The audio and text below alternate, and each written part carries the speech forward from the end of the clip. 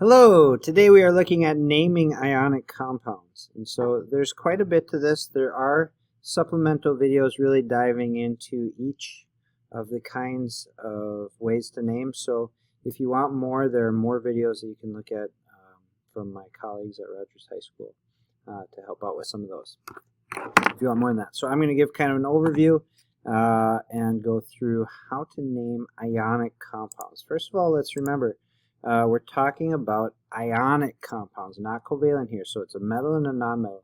And remember that in an ionic compound, we have that big crystal. And so in that big crystal, there could be a billion of one and a billion of the other. And so we're not actually saying how many atoms are bonded, but the ratio. And we call that lowest ratio the formula unit. So when we write a formula, we're actually writing the ratio of atoms in the giant crystal. Okay, so when we say binary, that means that there are only two types of atoms in there. In other words, there's a metal and a nonmetal. That's it. When we say ternary, ternary means more than two. And so that would mean that maybe you have one of these, again, a polyatomic group where there's some nonmetals that are covalently bonded together in a group, yet it's still an ion, and so you have a metal also. So we can look at some of those. Let's start by thinking about step one, being to determine the charge on each ion. If you remember in the last video, we said that there are some D block ones where we need to put a Roman numeral, and the Roman numeral is going to tell us the positive charge. On those ones from the D block, we need to make sure to put those in the transition metals. If it's in group 1, they're always a +1. If it's in group 2, like calcium here, is always a +2. We can look at the valence electrons and say how many are we going to gain or lose to get to 8. And so oxygen has 6 valence, it's going to gain 2 every time. Same with sulfur here. And so step 1 is to figure out the charge on each ion. Step 2 is to reduce, if you can. Now, the reason for that is, again, that we're looking for the lowest ratio within each, within the giant crystal. So iron and oxygen, 3 and 2 can't be reduced. That'd be like 1 1/2. We're not going to do a half. We're doing the lowest whole number. So calcium and sulfur are both 2s, so we can reduce that to 1 and 1. Alright, so we're going to reduce if we can.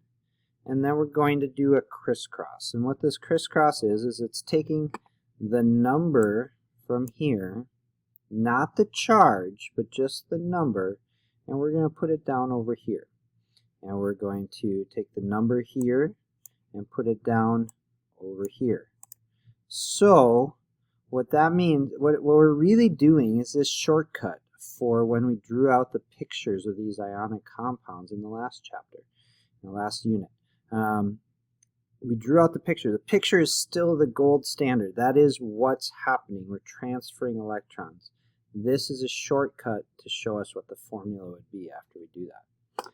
So when we do it, you don't have to write the ones because it's kind of like writing 1x in math. You just don't. You just write x, right? So same idea. We don't have to write the ones. If it's 1, we just put the element. Just a reminder too. Ca is the capital C, small a for calcium. Anytime first letters always capital, second letters are always small if there's 2 in one symbol. Now in this one,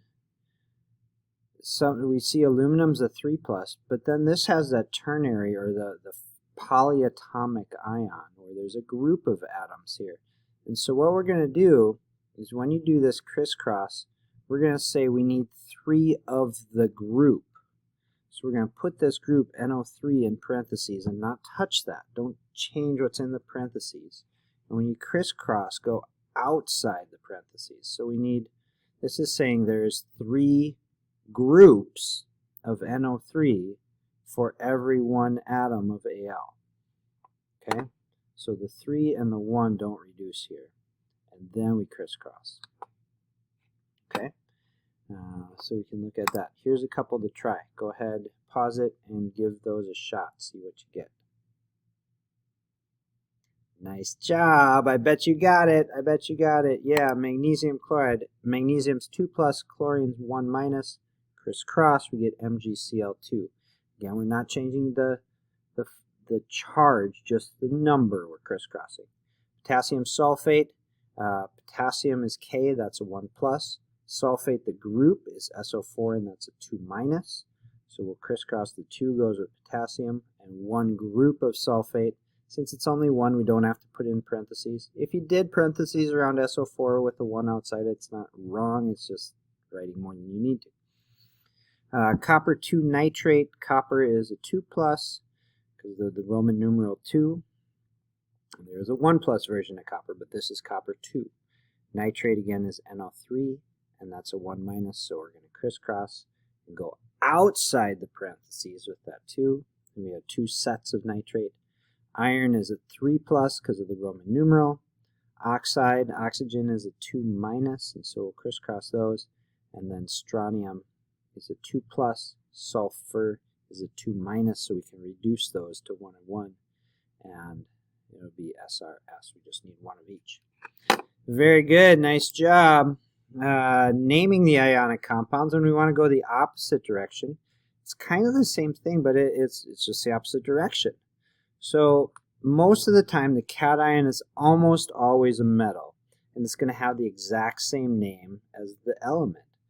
The only exception to that is ammonium, which is NH4 plus, is called ammonium. That's a positive cation. Otherwise, it's always a metal ion, metal atom. And so the second word, the nonmetal, the anion, is going to go second.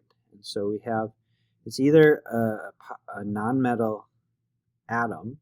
If it's a binary compound, it'd just be a nonmetal atom. And so then we're going to use the ending "ide." So instead of chlorine, we'll say chloride. Instead of oxygen, it'll be oxide. Instead of phosphorus, it'll be phosphide. IDE ending means that it's just 2 types. You got your cation, and then your anion is simply a single atom. If you have a group for your anion, we're going to look up the name on the back of that periodic table. I did post that on Schoology, so you have a list of them there. So you can look at those and use that. That'll help you out a lot. If you want to print it out and use it with you or copy it down or something, not a bad idea to have that handy as you're doing these. It's kind of your best friend for these ones. All right, so we're going to look at these. We got sodium is Na. Br is bromine, but we're going to use the IDE ending because it's just one element, so sodium bromide. Potassium, we don't need to do anything with the 2 because potassium is always a 1 plus, and it's a 2 of them, the crisscross, 1 and 2. We just say potassium, and then instead of oxygen, it's oxide. Calcium, SO4, that's 2 types of atoms, so we got to look it up. SO4 is sulfate, so calcium sulfate. All right, a couple of things to pay attention to. First of all, if you have a metal atom, or a cation, that is from the D block, we need to have a Roman numeral because, again, they have multiple possibles. So to figure that out, what we're going to do is kind of do a reverse crisscross. So think about the charges that are there and reverse crisscross. So iron 2 chloride here looks like this. We got FeCl2. And so if I take this 2 and I reverse crisscross it up here, I see that iron must have had a 2 plus charge, and 1 matches up with chlorine, and that has a 1 minus charge. I would double check to make sure that there wasn't a reduced step in there.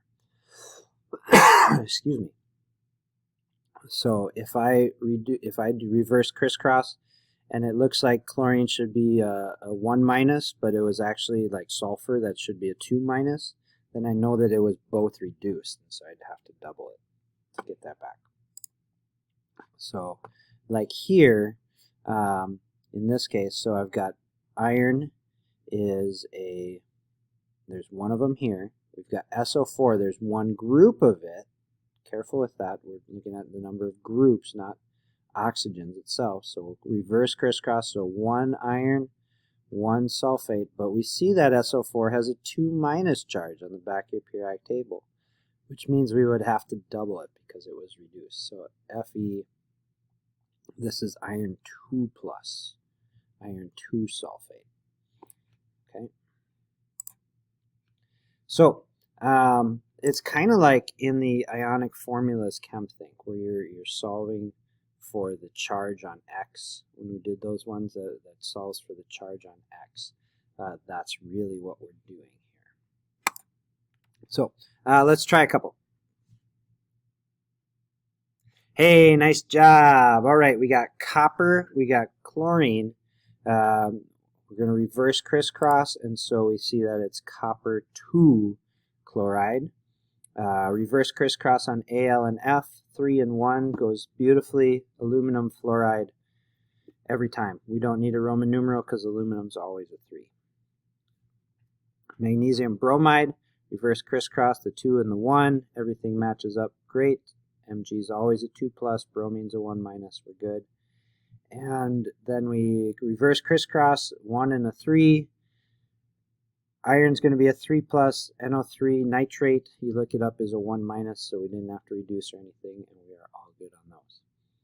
All right, hope that helped. Have a great day. See you soon.